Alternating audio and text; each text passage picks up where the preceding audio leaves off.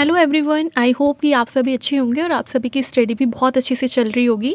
तो चलिए देखिए, कल का हमने जो सेशन करा था हिस्ट्री वाला, ठीक है, भारतीय इतिहास, वो जीएस का फर्स्ट पार्ट था। आज आपका जीएस का सेकंड पार्ट है जिसके अंदर आपके इतिहास के रिमेनिंग टॉपिक्स रह गए हैं, ठीक है। सो अभी आपका भारतीय इतिहास चल रहा है, इसके बाद फिर हम आंदोलन वाला यानी कि जो मॉडर्न हिस्ट्री है उसको हम लोग करेंगे, सारे क्वेश्चन उसको देखेंगे। और जब ये आपकी पूरी हिस्ट्री कवर हो जाएगी उसके बाद हम फिर एक बार सारा इसका अभ्यास प्रश्न करेंगे, ठीक है। पूरे एक तरीके से मॉडल पेपर करेंगे जो कि आपका इसके लिए होगा, जीएस के लिए होगा, ठीक है, यानी कि हिस्ट्री के लिए होगा। सो चलिए हम स्टार्ट करते हैं आज का सेशन। और देखिए अगेन मैं बोल रही हूँ, अगर आपको सारी वीडियोस नहीं मिलती हैं, वीडियोस डेली अपलोड हो रही हैं, नहीं मिलती हैं, तो आप चैनल की प्लेलिस्ट में जाएंगे, वहाँ पे प्लेलिस्ट के अंदर एक SSSC पैट के लिए अलग से प्लेलिस्ट है, आप वहाँ पे जाके देखेंगे तो आपको सारी प्लेलिस्ट मिल जाएंगी। करंट अफेयर्स के टोटल 6 पार्ट हो चुके हैं, इसी वजह से ना मैंने सारी चीज़ें पार्ट में मेंशन कर दी हैं, पार्ट 1, पार्ट 2, पार्ट 3, ठीक है, मतलब हैशटैग लगा के थंबनेल में, ताकि आप लोगों को मतलब कन्फ्यूजन ना हो, मेन चीज़ इसलिए, ठीक है। सो आज आपका सेकंड आता है, चलिए स्टार्ट करते हैं हम इसको। ये है आप लोगों का। देखिए आप लोग जहाँ से तैयारी कर रहे हैं वेल एंड गुड, अपना करते रहिए, जो भी आप बुक्स पढ़ रहे हैं, चाहे आप लुसेंट से कर रहे हो, चाहे आप किसी भी चीज़ से कर रहे हो, ठीक है। बट क्वेश्चंस को जो हम आपको क्वेश्चन सीरीज़ लगा रहे हैं ये भी आप लोग करते रहेंगे, और जो जो चीज़ें मैं क्वेश्चंस में आंसरिंग में बोलती हूँ, ठीक है, उसको भी आप लोग एक जगह अपने नोट्स के अंदर ऐड कर लेंगे। चलिए स्टार्ट करते हैं आपका गुप्त वंश से। देखिए मौर्य वंश हमने कल तक करा दिया था, अब आपका गुप्त वंश स्टार्ट होता है समुद्रगुप्त और चंद्रगुप्त द्वितीय, ठीक है, ये आपके सिलेबस में दिया हुआ है। सो अगर हम यहाँ से स्टार्ट करते हैं इसको, 1 मिनट, बस 1 मिनट वेट करेंगे, 1 minute, just a minute.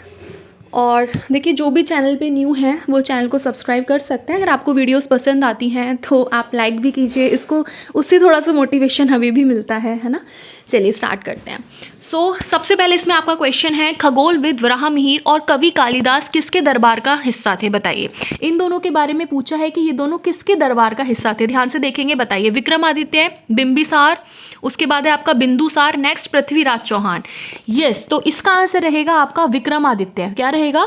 Vikramaditya. अब आप ध्यान से सुनेंगे, देखिए दोनों के दोनों जो थे, ये जो विक्रमादित्य थे, इनके नवरत्नों में से थे दोनों, ठीक है। विक्रमादित्य के नवरत्न आपको पता होने चाहिए कौन कौन थे, उन नवरत्नों में से ये दोनों भी थे। टोटल उनके 9 रत्न थे, नव मतलब 9 होता है, ठीक है, तो उसमें से ये दोनों भी थे, ध्यान रखना, किसके? विक्रमादित्य। अब वो बचे हुए जो थोड़े से और उनके नवरत्न हैं, उनके भी नाम एक बार हम देख लेते हैं, ध्यान देना। और एक और चीज़ आप लोग याद रखेंगे, जो चंद्रगुप्त द्वितीय है, ठीक है, ये जिनके बारे में बात कर रही है ना, ये जो आपका सिलेबस में दिया हुआ है चंद्रगुप्त द्वितीय, इन्हीं को ही विक्रमादित्य बोला जाता है, इन्हीं को ही विक्रमादित्य के नाम से जाना जाता है, ध्यान देना, ठीक है। आपसे पूछ लिया जाए इनका दूसरा नाम क्या है या किस नाम से और जानते हैं, आपको ऑप्शन में आ जाए, so you have to know about it कि भाई चंद्रगुप्त द्वितीय को ही हम विक्रमादित्य के नाम से जानते हैं, ठीक है। अब इनके और हम थोड़े से और इनके नवरत्न पढ़ते हैं, जैसे कि अमर सिंह, ठीक है, जो मैं बोल रही हूँ एक्चुअली मैं लिख नहीं पाती हूँ क्योंकि मैं फिंगर से वर्क कर रही हूँ यहाँ पे, तो वो इतना, देखिए अगर मैं लिखूंगी ना तो वो थोड़ी सी दिक्कत रहती है, देखो ठीक से लिख भी नहीं पाएगा ये ऐसे। सो इसलिए जो जो चीज़ें मैं आपको नेम बोल रही हूँ उसको आप अपने नोट्स के अंदर ऐड करते रहेंगे, ठीक है। तो देखो इसके अलावा कौन कौन थे, एक थे अमर सिंह, ठीक है, धनवंतरी, उसके बाद आपका घटकपर, उसके बाद आपका शपणक, शंकु, वररुचि और बेताल भट्ट, ये भी इनके नवरत्न थे, ठीक है। और इसके अलावा 2 नवरत्न ये रहे, तो इन चीज़ को आप ध्यान रखेंगे। चलिए आगे बढ़ते हैं। नेक्स्ट क्वेश्चन है, अभिज्ञान शाकुंतलम, ठीक है, किताब के लेखक कौन है? ये जो आपकी अभिज्ञान शाकुंतलम जो किताब है, इसके आपको लेखक बताने हैं। तो इसके जो लेखक हैं बेसिकली ये आपके कालिदास हैं, ठीक है। कौन है? कालिदास, आपको पता होना चाहिए। देखो कालिदास बहुत ज़्यादा हमारे एक महान कवि हैं और एक नाटककार भी रहे हैं, ठीक है, कवि भी हैं, नाटककार भी ये रहे हैं कालिदास। और इनके अलावा, ये तो इनकी एक किताब है, इसके अलावा आपको कालिदास की और भी किताब पता होनी चाहिए, जैसे कि कौन कौन सी इनकी किताब हैं, ठीक है, जैसे कि रघुवंशम, है ना, रघुवंशम। इसके अलावा जैसे कुमार संभवम, ठीक है, कुमार संभवम, ठीक है, संभवम। उसके अलावा इनकी जैसे कि मेघदूतम, ये भी इनकी जो इनकी फेमस किताब है मैं वो बता रही हूँ, अपने नोट्स में अगेन ऐड कर लीजिए, ठीक है। कुमार संभवम, मेघदूतम, रघुवंशम, ठीक है। इसी तरीके से ऋतु संहार, ये कुछ इनकी और फेमस किताबें हैं जिनके बारे में आपको पता होना चाहिए। उसके बाद है जैसे कि विक्रमोशियम, ये भी मतलब कुछ इनकी किताबें हैं, ठीक है। सो यही नहीं कि सिर्फ जो क्वेश्चन में इसी को आप देखेंगे, एक्स्ट्रा जो भी चीज़ें उसको भी ऐड करेंगे। नेक्स्ट क्वेश्चन है, गुप्त काल की प्रसिद्ध महिला शासक कौन थी? सॉरी, यस, नेक्स्ट क्वेश्चन है, गुप्त काल की प्रसिद्ध महिला शासक कौन थी? बताइए कौन थी? बेसिकली ये थी आपकी प्रभावती गुप्त। कौन थी? प्रभावती गुप्त। ठीक है, ध्यान देना, डेट इज प्रभावती गुप्त। चलिए, ये जो थी, मैं आपको इनके बारे में थोड़ा सा बता देना चाहती हूँ कि जो प्रभावती गुप्त थी ये कौन थी? ये जो थी ना, ये बेसिकली जो चंद्रगुप्त द्वितीय थे इनकी पुत्री थी। ठीक है, ये इनकी पुत्री थी। और जो आपके एक नरेश थे रुद्रसेन द्वितीय, उनकी पत्नी थी। ध्यान देना, चंद्रगुप्त द्वितीय की तो पुत्री थी, लेकिन जो आपके एक वाकाटक नरेश थे रुद्रसेन द्वितीय, आपने पढ़ा होगा जब आपने सिलेबस कंप्लीट करा होगा, ठीक है, चैप्टर्स पढ़े होंगे, तो उनकी ये पत्नी थी। ठीक है, तो ये चीज़ आपको थोड़ा सा ध्यान रखनी है। उसके बाद चलिए आगे बढ़ते हैं। चंद्रगुप्त मौर्य के, एक मिनट, चंद्रगुप्त मौर्य के इस प्रसिद्ध राजनीतिक सलाहकार को निम्नलिखित सभी नामों से जाना जाता था। इसके अलावा, मतलब उनको सब नाम से जानते थे, लेकिन एक नाम उनका नहीं था, जो कि क्या था? समुद्रगुप्त। ठीक है, ध्यान रखना, समुद्रगुप्त। जो कौटिल्य थे और जो चाणक्य थे, ये ध्यान देना, जो ऑप्शंस में इनके बारे में बता रही हूँ, ये जो कौटिल्य थे, चाणक्य थे, विष्णुगुप्त थे, ठीक है, ये एक राजनीतिज्ञ थे और चंद्रगुप्त मौर्य के प्रधानमंत्री के रूप में ये लोग प्रसिद्ध थे। ये तीनों क्या थे? ये एक राजनीतिज्ञ थे। और ये कौन थे? चंद्रगुप्त जो मौर्य थे, ठीक है, के प्रधानमंत्री के रूप में प्रसिद्ध थे।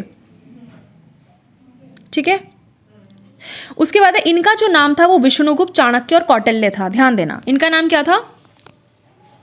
विष्णुगुप्त, चाणक्य और कौटिल्य था। ठीक है, चलिए आगे बढ़ते हैं। नेक्स्ट क्वेश्चन है, भारतीय इतिहास में धन्वंतरी कौन थे? बताइए, भारतीय इतिहास में धन्वंतरी कौन थे? तो भारतीय इतिहास में धन्वंतरी जो थे वो चंद्रगुप्त विक्रमादित्य की सभा को सुशोभित करने वाले एक प्रसिद्ध चिकित्सक थे। ठीक है, सी इज द राइट आंसर। ध्यान देना, सी इज द राइट आंसर। चलिए आगे बढ़ते हैं। और जो नवरत्न थे उसमें जो उनका सर्वोत्कृष्ट जो महाकवि थे वो बेसिकली कालिदास थे, भी आप याद रखना। ठीक है, चलिए आगे बढ़ते हैं। अब यहाँ से आपका हर्षवर्धन वाला स्टार्ट होता है, जो कि है कन्नौज से पूर्व हर्षवर्धन कहाँ का शासक था? बताइए, ये कहाँ का शासक था? ये बेसिकली थानेश्वर का शासक था। कहाँ का था? थानेश्वर का शासक था, है ना। यहीं से आपकी पुष्यभूति, याद रखना जो जो चीज़ें आपको बता रही हूँ, यहीं पर इनकी पुष्यभूति की वंश जो था उसकी स्थापना हुई थी। ठीक है, जब राज्यवर्धन की मृत्यु हो गई थी तो उसके बाद यानी कि 606 ईवी में, मतलब इसमें क्या हुआ था? हर्षवर्धन जो थानेश्वर की जो है वो बेसिकली गद्दी पर बैठा था। हर्षवर्धन जो था थानेश्वर की गद्दी पर बैठा था। और हर्ष के ही शासन काल से चीनी यात्री जो थे हेनसोंग भारत आया था। ये कुछ चीज़ें आपको यहाँ पे याद रखने की ज़रूरत है। ठीक है, हर्षवर्धन के शासन काल में ही जो आपका एक चीनी यात्री था हेनसोंग, वो भारत आया था। किसके काल में? हर्षवर्धन के काल में। चलिए आगे बढ़ते हैं।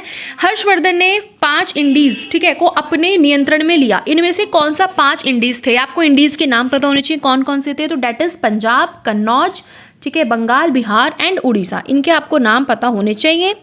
ठीक है, चलिए आगे बढ़ते हैं।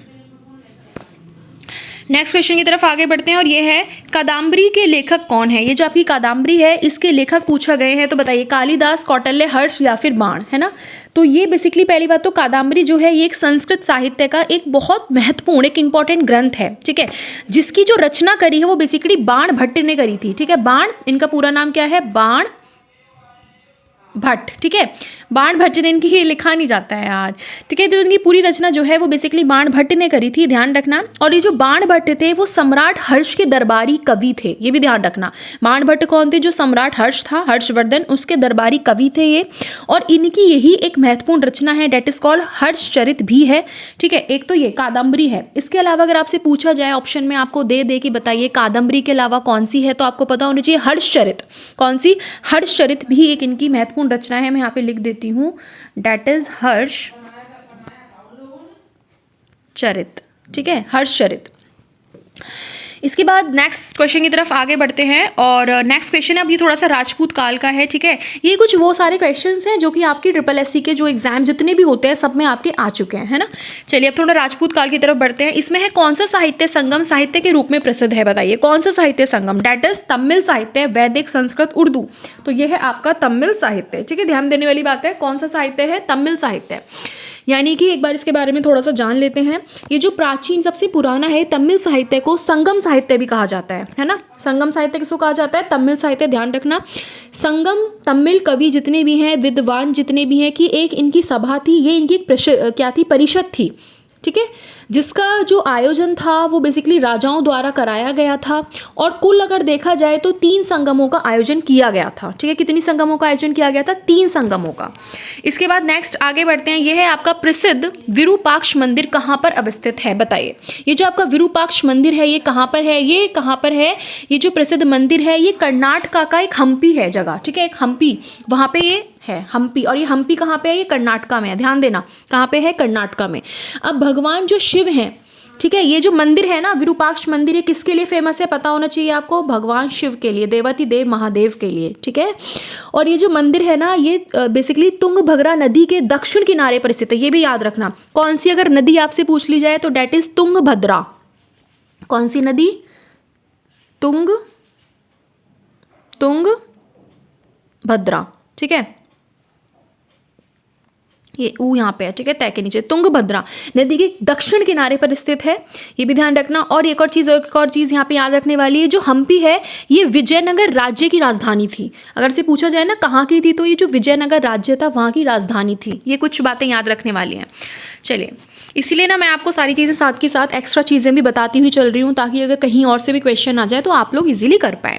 इसके बाद है सिंचाई के लिए 16 मील लंबी झील, ठीक है, चोल झील का निर्माण। किसकी बात कर रहा है? चोल झील का निर्माण इनमें से किस चोल शासक ने करवाया था, बताइए। किसने करवाया था? बेसिकली ये करवाया था आपका ये कौन से शासक ने करवाया था आपसे पूछ रहा है, तो ये करवाया था आपका राजेंद्र प्रथम ने। किसने करवाया था? राजेंद्र प्रथम ने। ठीक है, राजेंद्र प्रथम ने अपनी जो गंगा घाटी थी, ठीक है, उसका एक अभियान चलाया। उसकी जब सफलता हुई, उस अभियान की सफलता के उपलक्ष्य में, ठीक है, उसकी उपलक्ष्य में एक ये जो राजधानी थी इसकी बेसिकली इन्होंने एक थी आपकी ये इसका नाम था गंगोकोंड करके एक राजधानी थी। ठीक है, उपाधि धारण करी उन्होंने, गंगोकोंड की उनको उपाधि मिली। और इसी तरीके जब उनको उपाधि मिली तो उन्होंने क्या करा, फिर गंगोकोंड चोलपुरम नामक की एक राजधानी उन्होंने स्थापित कर दी। ध्यान देना, फिर वो जो नई राजधानी समीप ही उसके, ठीक है, वहाँ पे क्या था, एक चोल गंगम नाम की झील का उन्होंने वहाँ पे निर्माण कराया था। तो उस राजधानी के बराबर में ही उन्होंने ये चोल झील का निर्माण कराया था। राजेंद्र प्रथम की हम यहाँ पे बात कर रहे हैं। अगेन इस चीज़ को आप सुन लीजिए, जो चीज़ मैंने आपको बताई है। जो राजेंद्र प्रथम थे उन्होंने गंगा घाटी में क्या करा, अपने गंगा घाटी के आसपास उन्होंने एक अभियान चलाया। फिर जब वो अभियान उनका सफलतापूर्वक हो गया, उनका समापन सफलतापूर्वक हो गया, तो उसके उपलक्ष्य में उनको एक किसकी उपाधि मिली थी? गंगेकोंड की। किसी गंगेकोंड की, क्योंकि भाई उन्होंने गंगा घाटी के उधर अभियान चलाया, वो सफल हो गया। अब उनको गंगेकोंड की उपाधि मिल गई। जब उनको गंगेकोंड की उपाधि मिल गई तो उन्होंने उस जगह की राजधानी जो है वो बेसिकली गंगेकोंड चोलपुरम स्थापित कर दी। अब चोलपुरम जो नाम है वो यहीं से आया। फिर उन्होंने क्या करा, उसी के बराबर में उन्होंने वहाँ पे चोल गंगम नामक जो झील है उसका निर्माण करा दिया। ठीक है, चलिए आगे बढ़ते हैं। हाँ, लिख देती हूँ मैं, किस चीज़ की उपाधि मिली थी उनको? गंगेकोंड। ठीक है, ये गंगेकोंड की। चलिए नेक्स्ट है, चोल अभिलेखों के अनुसार जैन सभाओं को दान में दी जाने वाली भूमि का क्या नाम था? ये जो चोल अभिलेख थे उनके अनुसार जो जैन सभा थी उनको दान में एक भूमि देते थे। ठीक है, तो उसको हम क्या कहते थे? बेसिकली उसको हम कहते थे पल्लिच्छा नादनम। ठीक है, ये है बेसिकली, यानी कि पल्लिच्छा नदम। ठीक है, इसको हम ये बोलते थे। तो ये आप ध्यान देना यहाँ पे। और ये जो गैर, एक और चीज़ यहाँ पे थोड़ी सी याद करने में मतलब है, जो गैर ब्राह्मण होते थे उनको जो भूमि दी जाती थी उसको क्या बोलते थे? उसको बोल लेते थे वेलन। आपने पढ़ा होगा ये वेलन वगाई। ठीक है, उसको हम वेलन वगाई बोलते थे। इसी तरीके से जो स्कूल होते थे, विद्यालयों की जो व्यवस्था के लिए जो दान में भूमि दी जाती थी उसको हम शाला भोगा कहते थे। उसको हम क्या कहते थे? शाला भोगा। ये देखो जितने भी नाम है ना मैं आपको बता रही हूँ, ये है आपका पल्लिच्छनादनम।